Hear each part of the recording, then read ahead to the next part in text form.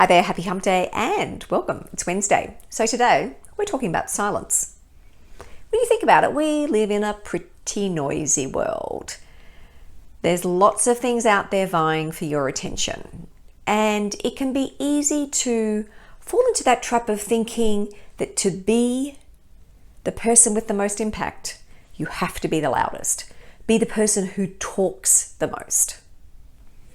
But there's a clear difference between standing up for what you believe in, talking about the things that really matter to you, than talking all the time, just being loud, to some extent perhaps even obnoxious, or thinking that you have to be the loudest voice in the room all the time.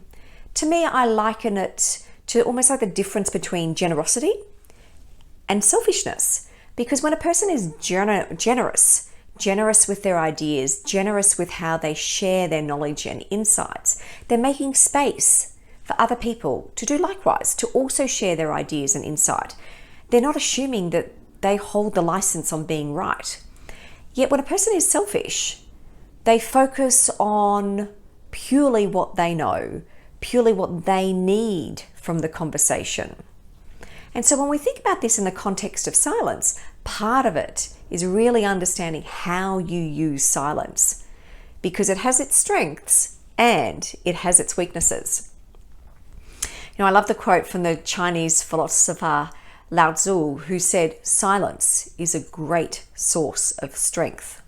If you think about leaders who have presence, they know when to hold back. They know when to use silence, to use that pause for effect, because a pause, rightly timed, has impact. It also gives people time to take in what you've said.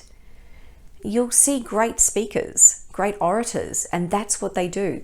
They use pause. They use that space, that silence, to create impact.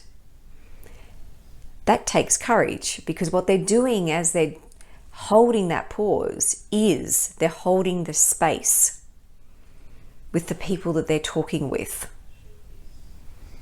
It can also be used to create tension in a conversation, and you'll see great negotiators who will often use silence to get the outcome that they're looking for. And that's because a lot of people feel uncomfortable when there's silence.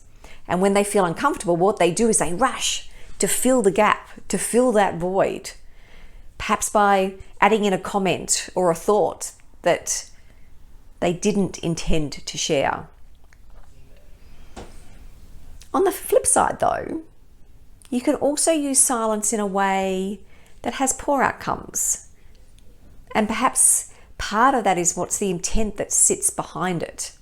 Because silence isn't helpful when it's used as a weapon.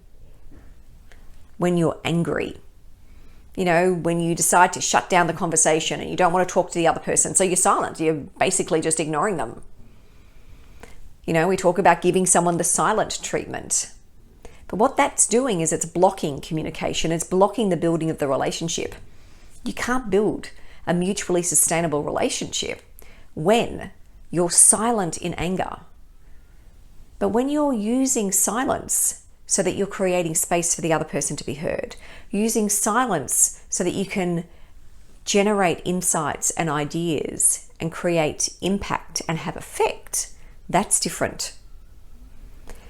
Same is, are you being silent or feel like you're being silenced? Does that mean you're not standing up for the things that you don't agree with? Does it mean that you're going to end up agreeing to things that you don't want to do? Because both of which don't end up to you leading the life that you want, leading a happy, healthy, fulfilled life. Similarly, you can sometimes silence yourself because you don't want to put forward an idea because you're worried about what other people will think. You're worried about being ridiculed. None of that's going to have a good impact on you or the outcomes that you want. So when I think about silence, it's not about discouraging you from speaking up. It's not about telling you to turn down the volume or to switch channels. It's about you being really conscious. Why am I using the silence? How is it helping me? How is it helping the other person? How is it making sure that we're going to end up with the best outcome that we need? Because there's always a time to talk. but there's always a time for some silence as well. Lots of food for thought. Love to hear, where are you going to use silence? Where is it going to help you when you're working to build good relationships and communicate with the people around you? Take care, and I'll see you next week.